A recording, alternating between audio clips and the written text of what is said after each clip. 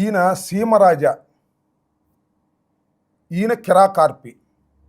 వీళ్ళిద్దరూ తెలుగుదేశానికి అనుకూలంగా విచ్చలవిడిగా మాట్లాడతారు, బూతులు కూడా మాట్లాడతారు. వాళ్ళకి నీకు పెద్ద తేడా ఏముంది? వాళ్ళు బూతులు మాట్లాడతారు, నువ్వు నైస్గా మాట్లాడి తడిగుడ్డలతో గొంతులు కోసే మార్గాన్ని అన్వేషిస్తావు. కిరాక ఆర్పీకి, సీమరాజుకి నీకు ఏమీ తేడా లేదు. అందరూ సమానమే. చంద్రబాబు దగ్గర, లోకేష్ దగ్గర డబ్బులు తీసుకుని మీరు ఈ రకమైనటువంటి కార్యక్రమాలు చేస్తున్నారు. గుర్తుపెట్టుకో. ఇంతకుముందు నేను చూపించినటువంటి ఫోటోల్లోని వ్యక్తులు జర్నలిస్టులు, జైల్లో ఉన్నారు. వీళ్ళు ఉంటారు భవిష్యత్తులో జైల్లో. నువ్వు కూడా సిద్ధంగా ఉండమని సవినయంగా హెచ్చరిక చేసి చెప్తున్నా. నువ్వు పిచ్చుక లాంటి వాడివి. ఈ బాడు మీడియాలో నీ వెనకాలన్న గెద్దలు పిచ్చుక మీద ఏదైనా ఆయుధం వేస్తే వస్తాయో రావో ఒకసారి ఆలోచించుకుని భవిష్యత్తులో మాట్లాడు. సరే, నీకోసం టైం వేస్ట్ చేసి నేను సమాధానం చెప్పవలసి వచ్చింది. సమాధానం చెబుతూనే ఉంటాను, దానిలో ఏ వెనుకడను. నాతో ఎవరో మిత్రులు చెప్పారు, ఆ పవన్ కృష్ణమూర్తి కోసం మీరు చేయటం ఏంటండి, ఎవరితోన్నా చేపించవచ్చు కదా అని. అట్లా నేను ఎవరితోనూ చేపించను. డైరెక్ట్గానే నేను మాట్లాడతాను. మళ్ళా వీడియో చేయి, మళ్ళా మాట్లాడతాను. నీ సంగతి ఏంటో తేలుస్తానని గుర్తుపెట్టుకోమని ఈ సందర్భంగా చెప్పదలుచుకున్నాను. బాడ్ మీడియా పవన్ కృష్ణమూర్తి మీద మరొకసారి వీడియో చేయవలసిన అనివార్యమైన పరిస్థితి ఏర్పడింది.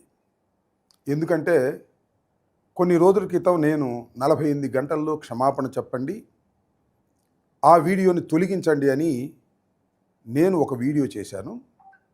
దానికి సమాధానంగా ఆయన మరొక వీడియో చేశాడు. దానిలో నా తప్పుల్ని సరి చేసుకుంటున్నాను అని చెప్పాడు. అంటే అతను తప్పు చెప్పానని ఒప్పుకున్నాడు, సరి చేసుకున్నాడట.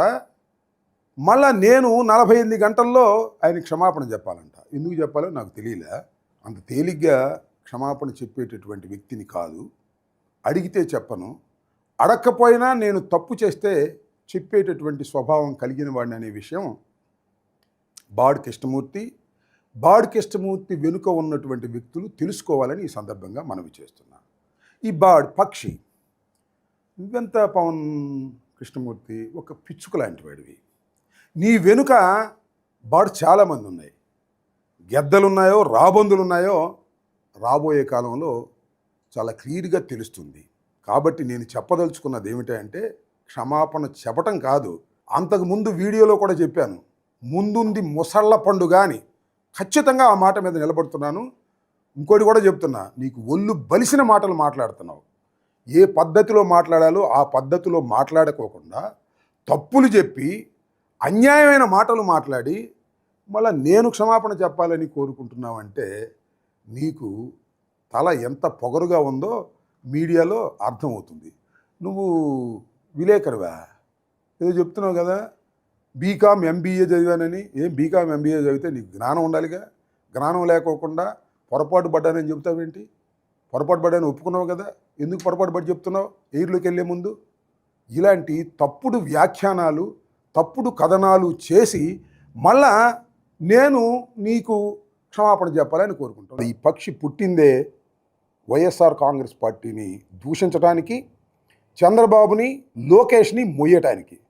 ఏంటంటావు, మాకు ఫండింగ్ ఎక్కడి నుంచి వస్తుంది, లోకేష్ నుంచి వస్తుందా, నిరూపించు, దీనికి క్షమాపణ చెప్పు అంటున్నావు కదా. చెప్తున్నా, ఖచ్చితంగా లోకేష్ నుంచే నీకు ఫండ్ వస్తుంది. అందుకనే ఇలాంటి పిచ్చి పిచ్చి వీడియోలు చేస్తున్నావు. ఇంకొక విషయాన్ని ఇక్కడ చెప్తున్నా, చూడు, కొన్ని ఫోటోలు చూపిస్తాను. తెలుసు కదా, కొమ్మినేని శ్రీనివాస్ గారు సుదీర్ఘకాలం జర్నలిజంలో ఉన్నారు. ఆంధ్రజ్యోతి, ఈనాడు, ఎన్టీవీ, టీవీ5 చాలా ఛానల్స్లోనూ పేపర్లోనూ పనిచేసినటువంటి సీనియర్ జర్నలిస్ట్. ఎందుకు చెప్తున్నానో మళ్ళీ చెప్తాను నీకు. ఈయన కేవీ రెడ్డి, ఈయన కూడా జర్నలిజంలో చాలా పేరు ప్రఖ్యాతులు గడించినటువంటి వ్యక్తి. ఈయన పోసాని కృష్ణమురళి గారు సినిమా డైరెక్టరు, సినిమా యాక్టరు. ఈయన కృష్ణరాజు గారు, ఈయన కూడా జర్నలిజంలో పనిచేసినటువంటి వ్యక్తి. వీళ్ళందరినీ ఎందుకు చూపిస్తున్నానంటే, వీళ్ళందరి మీద తప్పుడు కేసులు పెట్టి జైల్లో పెట్టారు. చాలా కాలం జైల్లో ఉండి వచ్చారు. అలాంటి నేపథ్యం వాళ్ళ రాష్ట్రంలో జరుగుతుంది.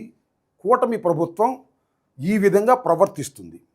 ఆ నేపథ్యంలో నువ్వు వైఎస్ఆర్ కాంగ్రెస్ పార్టీని బదనాం చేయాలని, కూటమిని పైకి లేపాలనేటువంటి ఉద్దేశంతో నువ్వు ప్రయత్నం చేస్తున్నావు. నీ వీడియోలు చూస్తే ఎవరికైనా అర్థమవుతుంది. ఎందుకంటే ఒక ఛానల్లో చెప్పేటటువంటి మాటలు కానీ, వ్యాఖ్యానాలు కానీ 2-3 వీడియోలు చూస్తే చాలు ఇది ఎవరికి ఫేవరబుల్గా పనిచేస్తుందో అర్థమైపోతుంది. అంతేకాదు, మరొక ఫోటో కూడా చూపిస్తాను. ప్రశ్నా రావణ్ ప్రస్తుతం నెల్లూరు జైల్లో ఉన్నాడు. అన్యాయంగా, అక్రమంగా 4 కేసులు పెడితే 4 కేసుల్లో బెయిల్ వస్తే ఉపా కేసు పెట్టి జైలుకి పంపించారు. అలా చేస్తుంది ఇక్కడ కూటమి ప్రభుత్వం. దీంతోపాటు ఇంకా 2-3 ఫోటోలు మీకు చూపిస్తాను. ఎందుకు చెప్తున్నానంటే, అలా జర్నలిజం మీద ఉక్కుపాదం మోపి జైల్లో పెట్టాలని ప్రయత్నం చేస్తున్న నేపథ్యంలో పవన్ కృష్ణమూర్తి నువ్వు మాట్లాడుతున్నావు. చాలా వీడియోలు నేను చూసి ఎప్పుడూ రెస్పాండ్ కాలా. నువ్వు నా మీద చేసిన అవాస్తవమైన వీడియోని చూసి క్లియర్గా చెప్పాను. అది తప్పు అయితే సరి చేసుకోవాలి. మళ్ళీ నేను క్షమాపణ చెప్పాలంట 48 గంటల్లో. చెప్తా ముందుంది ముసళ్ళ పండగ, తొందరేమీ లేదు. కాలం గిర్రున తిరిగి వస్తుంది అనేది కూడా గుర్తుపెట్టుకో. ఇంకా 2 ఫోటోలు చూసావుగా.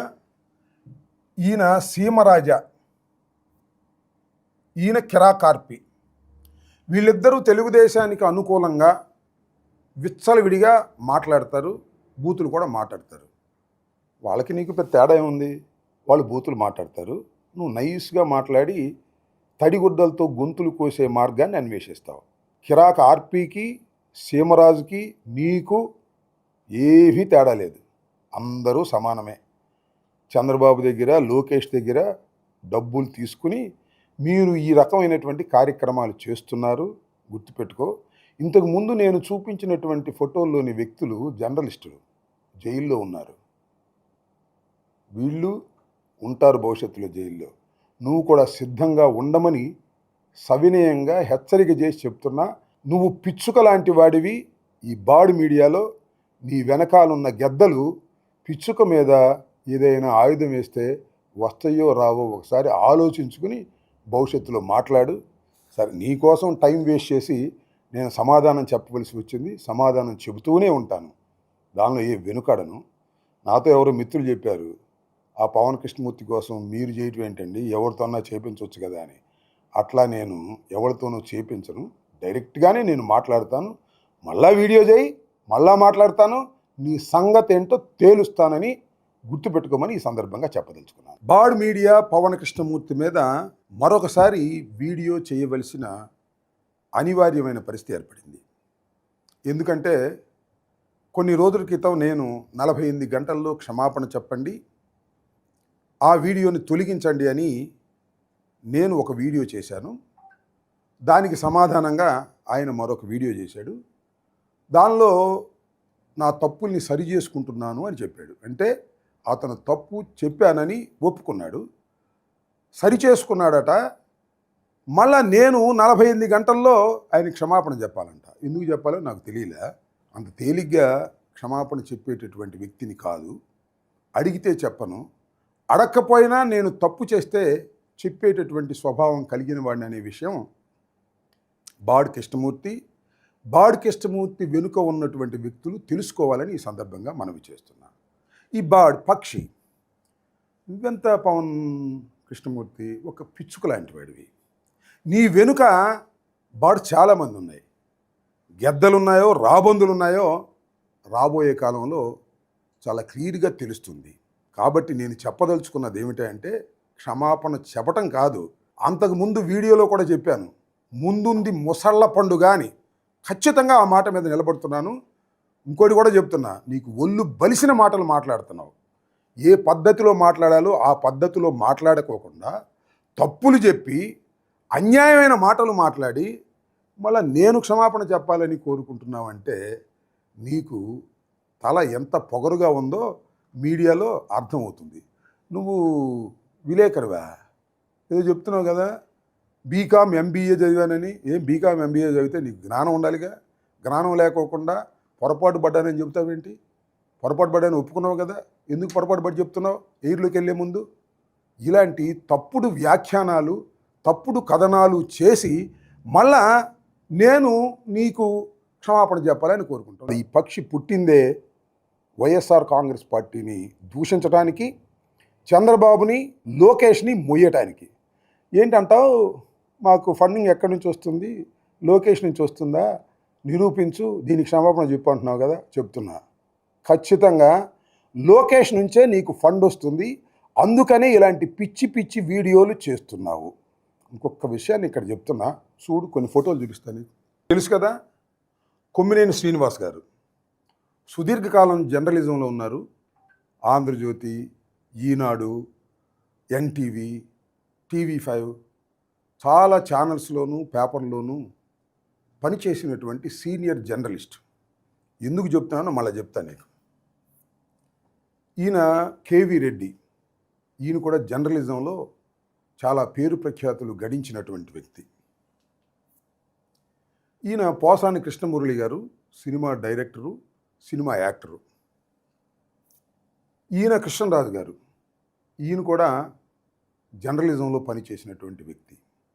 వీళ్ళందరినీ ఎందుకు చూపిస్తున్నానంటే, వీళ్ళందరి మీద తప్పుడు కేసులు పెట్టి జైల్లో పెట్టారు, చాలా కాలం జైల్లో ఉండి వచ్చారు. అలాంటి నేపథ్యం వాళ్ళ రాష్ట్రంలో జరుగుతుంది. కూటమి ప్రభుత్వం ఈ విధంగా ప్రవర్తిస్తుంది. ఆ నేపథ్యంలో నువ్వు వైఎస్ఆర్ కాంగ్రెస్ పార్టీని బదనాం చేయాలని, కూటమిని పైకి లేపాలనేటువంటి ఉద్దేశంతో నువ్వు ప్రయత్నం చేస్తున్నావు. నీ వీడియోలు చూస్తే ఎవరికైనా అర్థమవుతుంది.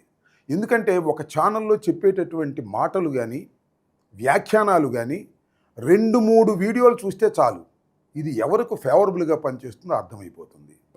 అంతేకాదు, మరొక ఫోటో కూడా చూపిస్తాను. ప్రశ్నా రావణ్ ప్రస్తుతం నెల్లూరు జైల్లో ఉన్నాడు. అన్యాయంగా, అక్రమంగా 4 కేసులు పెడితే 4 కేసుల్లో బెయిల్ వస్తే ఉపా కేసు పెట్టి జైలుకి పంపించారు. అలా చేస్తుంది ఇక్కడ కూటమి ప్రభుత్వం. దీంతోపాటు ఇంకా 2-3 ఫోటోలు మీకు చూపిస్తాను. ఎందుకు చెప్తున్నానంటే, అలా జర్నలిజం మీద ఉక్కుపాదం మోపి జైల్లో పెట్టాలని ప్రయత్నం చేస్తున్న నేపథ్యంలో పవన్ కృష్ణమూర్తి నువ్వు మాట్లాడుతున్నావు. చాలా వీడియోలు నేను చూసి ఎప్పుడూ రెస్పాండ్ కాలా. నువ్వు నా మీద చేసిన అవాస్తవమైన వీడియోని చూసి క్లియర్గా చెప్పాను. అది తప్పు అయితే సరి చేసుకోవాలి, మళ్ళీ నేను క్షమాపణ చెప్పాలంట 48 గంటల్లో. చెప్తా. ముందుంది ముసళ్ళ పండగ, తొందరేమీ లేదు, కాలం గిర్రున తిరిగి వస్తుంది అనేది కూడా గుర్తుపెట్టుకో.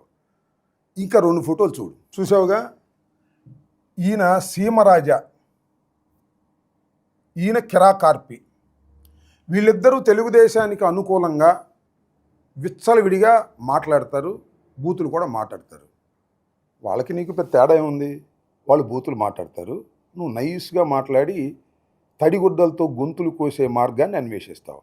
కిరాక ఆర్పీకి, సీమరాజుకి నీకు ఏమీ తేడా లేదు, అందరూ సమానమే.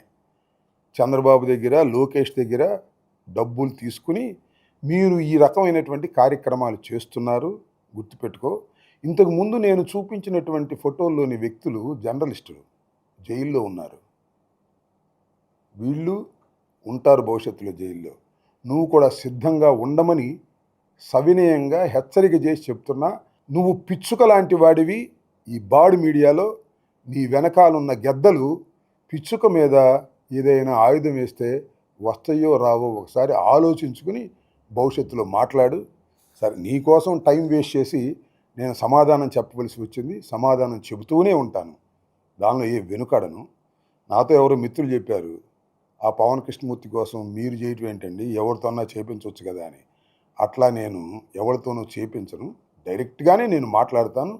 మళ్ళా వీడియో చేయి, మళ్ళా మాట్లాడతాను, నీ సంగతి ఏంటో తేలుస్తానని గుర్తుపెట్టుకోమని ఈ సందర్భంగా చెప్పదలుచుకున్నాను.